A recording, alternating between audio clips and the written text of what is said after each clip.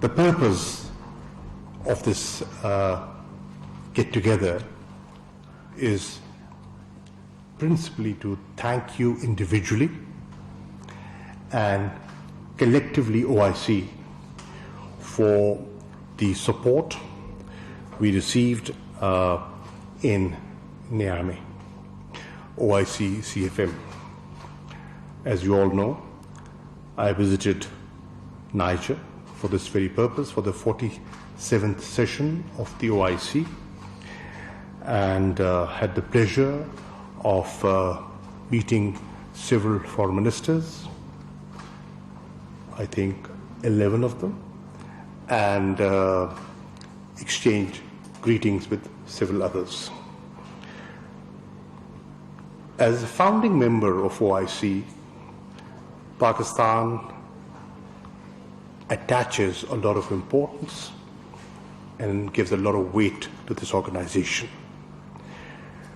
Pakistan has been in the forefront of advocating Muslim causes.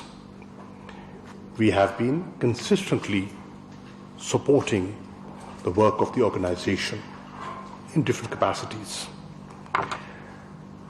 We want OIC to be and remain the sole voice of the Ummah as it has been in the past.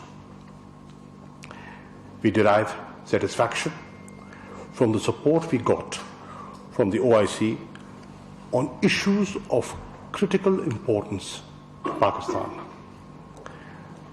The range of issues that were deliberated in the 47th session were Islamophobia, that's a growing concern in the Ummah, issue of Palestine,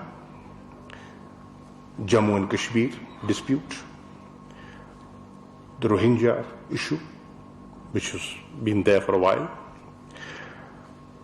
Nagorno-Karabakh and the developments over there, Afghanistan, the peace process, the challenges ahead, the situation of Muslims in non-OIC countries.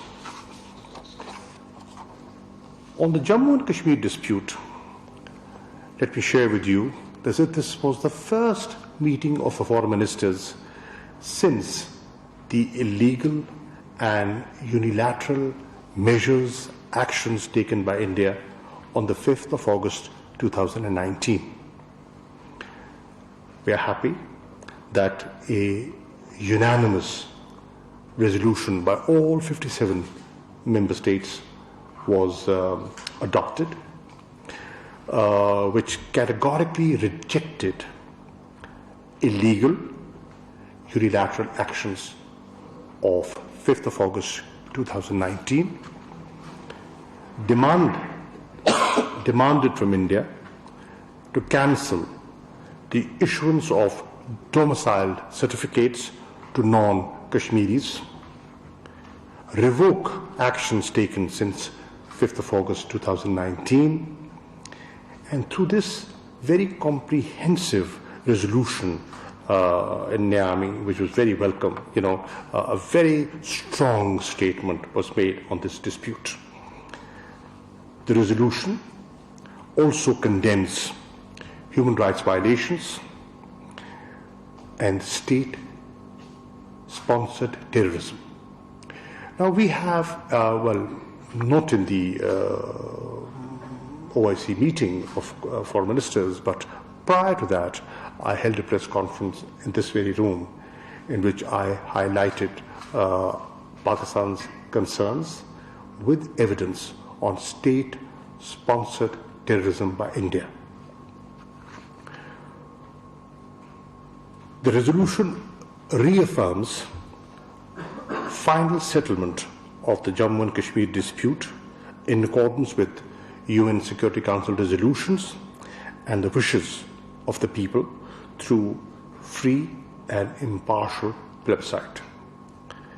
It also authorizes the OIC missions in New York and Geneva to continue to highlight the Jammu and Kashmir disputes in the relevant UN forums.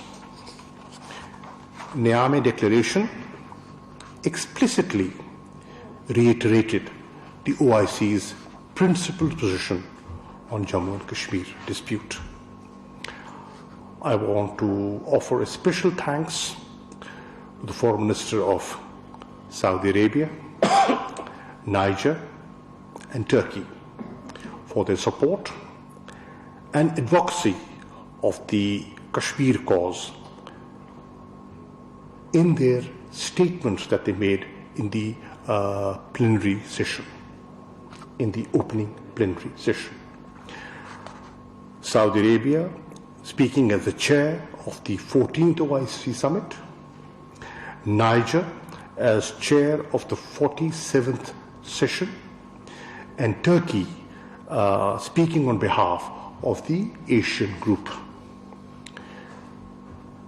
I'm also happy to share with you that the report of the visit of the Secretary General's Special Envoy for Jammu and Kashmir was submitted and circulated.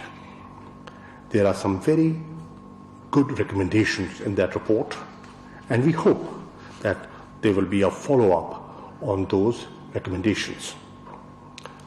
Islamophobia,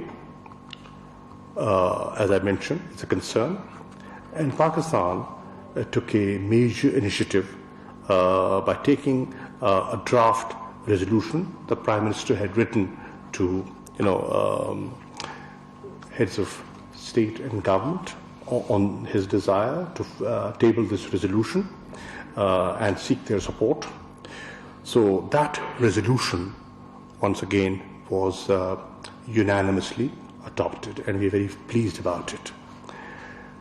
I'd like to thank Indonesia for their useful suggestions, and they were incorporated into the text of the resolution.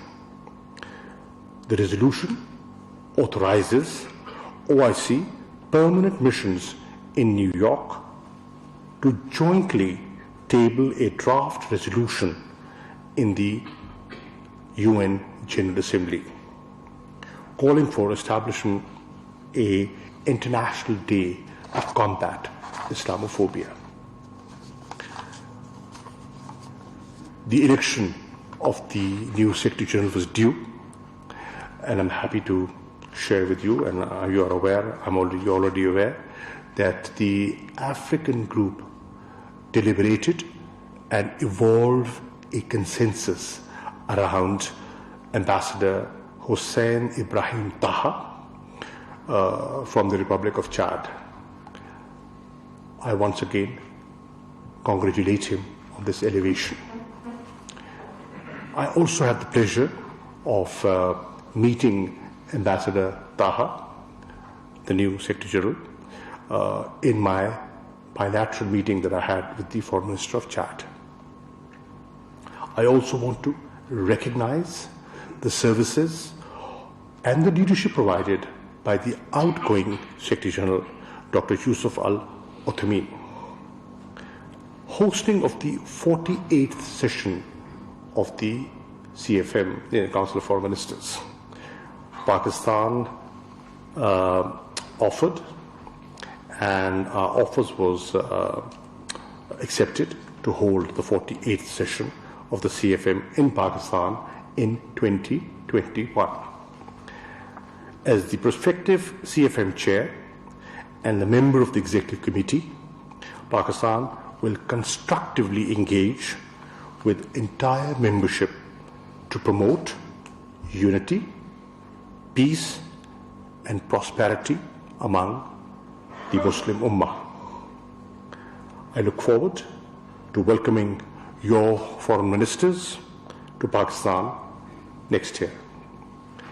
With these remarks, I give the floor to the President of وزیر خارجہ Shah Mahmood Qureshi OIC ملکوں کے سفیروں سے اسلام آباد میں خطاب کر رہے تھے. ان کا یہ کہنا تھا کہ مسئلہ کشمیر کے حوالے سے OIC کے CFM forum per, council for foreign ministers کے فورم پر ایک باقاعدہ قرارداد منظور کی گئی ہے. اس میں خاص طور پر جو بھارت کے 5 اگست کے اقدامات تھے اس کے حوالے سے مذمت بھی کی گئی ہے ان اقدامات کی.